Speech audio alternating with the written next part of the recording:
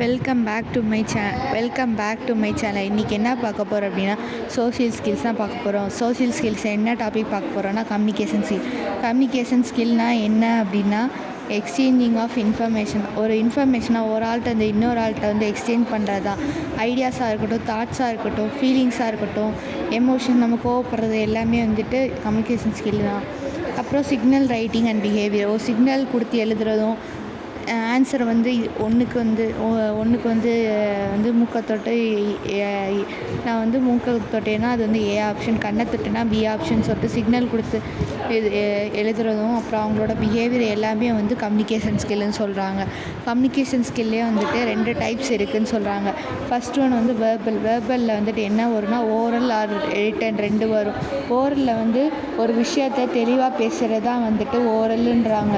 ரிட்டன்ன்றது ஒரு விஷயத்தை வந்துட்டு கிளியராக வந்து ரிட்டன் மெசேஜாக வந்து அனுப்புறது. ஃபார் எக்ஸாம்பிள் இமெயிலெலாம் நம்ம அனுப்புவோம், அதில் வந்து ரிட்டன் மெசேஜ் வந்து கிளியராக அனுப்புறது தான் வந்துட்டு ரிட்டன் எக்ஸாம்னு சொல்லிட்டு சொல்லுவாங்க. நான் வெர்பல்ன்றது வந்துட்டு பாடி லாங்குவேஜ் வந்து ரிலீஸ் பண்ணுவாங்க. ஃபேஷியல் எக்ஸ்ப்ரெஷன் மூலமாக மெசேஜ் வந்து கன்வே பண்ணுவாங்க அப்படி சொல்கிறாங்க. அடுத்து வந்து 4 ஸ்கில்ஸ் வந்துட்டு இருக்குது. Listening skill, speaking skill, reading skill and writing skill. Listening skill வந்துட்டு ஸ்பீடாகவும் ஸ்பேஸ் ஃப்ளூயன்சியாக வந்துட்டு இருக்கும். ஏஷியன்ட் அப்படின்னா அது வந்து ஒரு லைஃப் லாங் ப்ராசஸ் அப்படின்றாங்க. அது வந்து ஸ்கூல், காலேஜில், ஒர்க்கிங்கில், காம்படிட்டிவ் எக்ஸாம்ஸில் இது எல்லாமே வந்துட்டு லிசனிங் ஸ்கில் வந்து தேவை.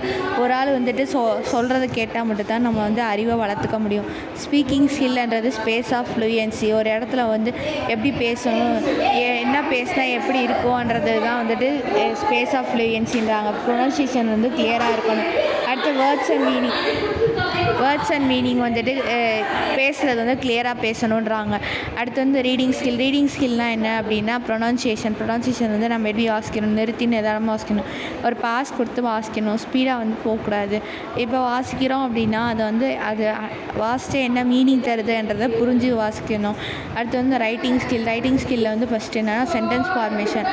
நம்ம வந்து சென்டென்ஸை வந்துட்டு ப்ராப்பர் நவுனு, வேர்பு, அட்ஜெக்டிவ் அந்த மாதிரி ப்ராப்பர் சென்டென்ஸ் கன்ஸ்ட்ரக்ஷன் வந்துட்டு பண்ணணும். அது வந்து எக்ஸாக்ட் மீனிங் வந்துட்டு தரணும்.